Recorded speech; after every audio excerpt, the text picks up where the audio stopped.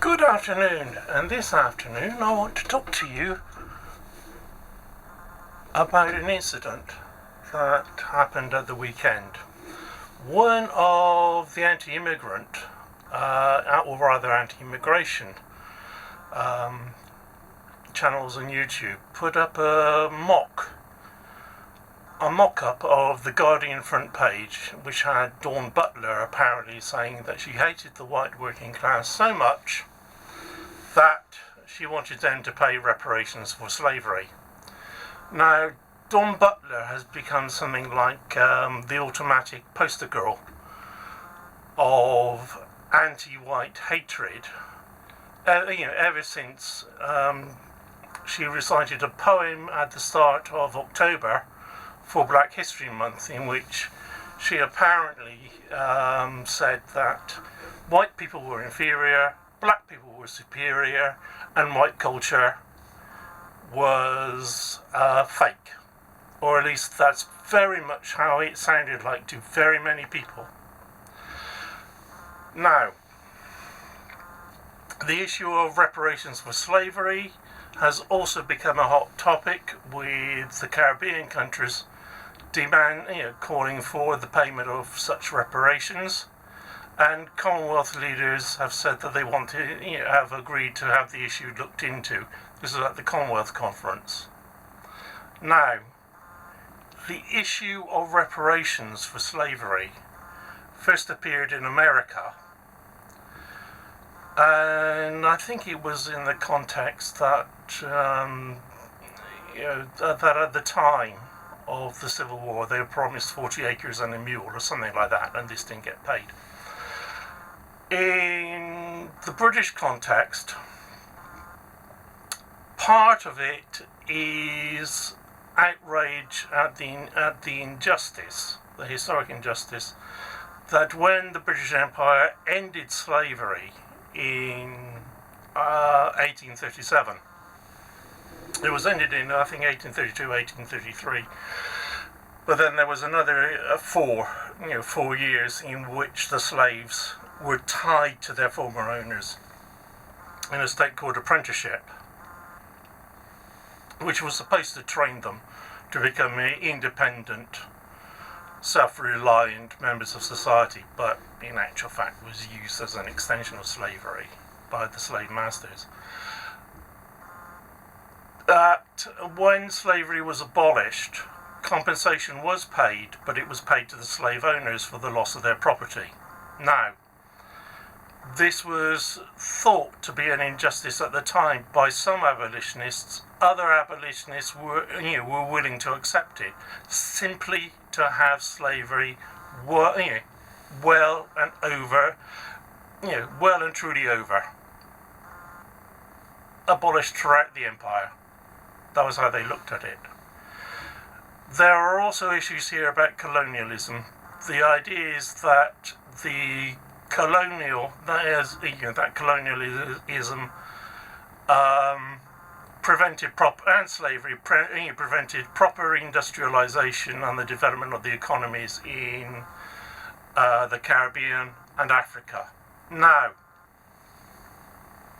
part of the argument comes from the idea that the profits from slavery financed the Industrial Revolution in Britain, and that allowed Britain to become industrialised, while the Caribbean economy remained largely agricultural.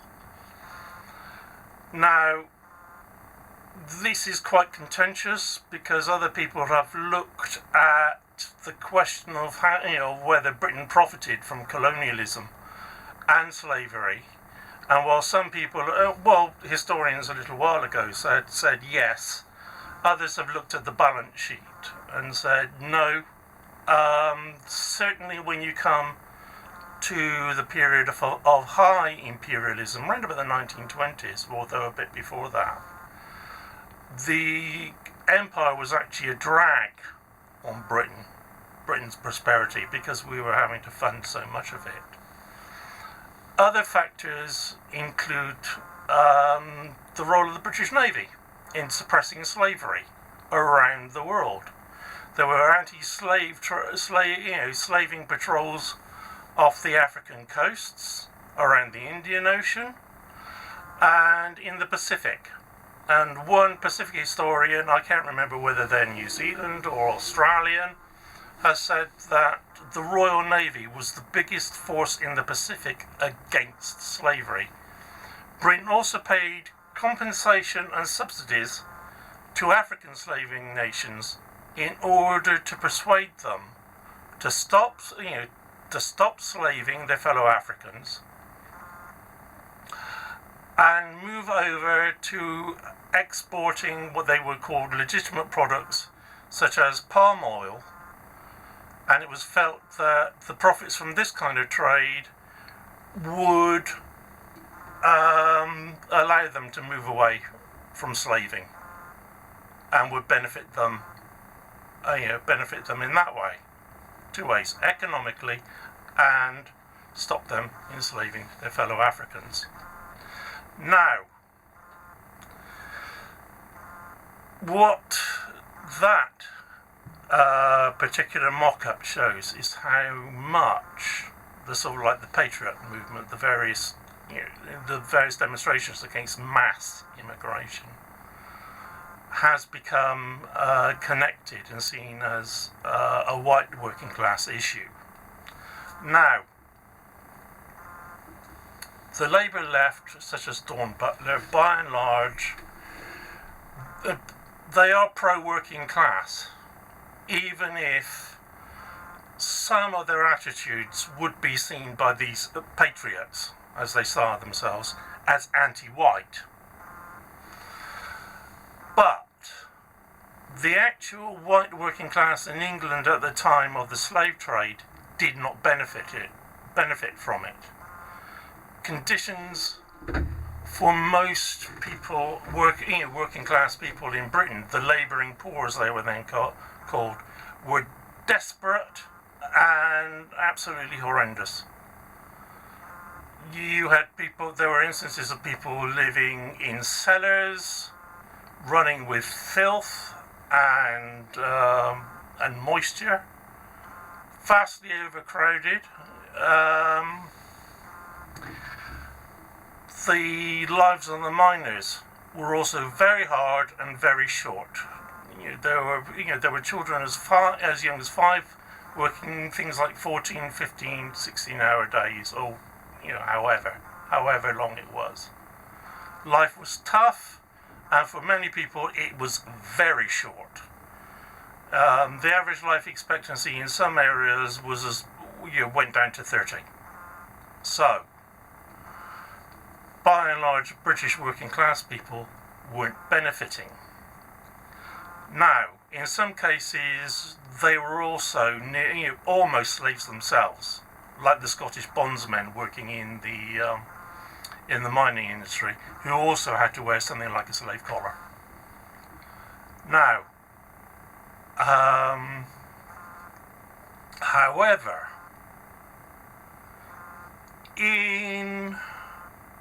during the debate about Third Worldism in the 1960s, one of the Marxist intellectuals involved in this caused outrage. This is Keith Buchanan.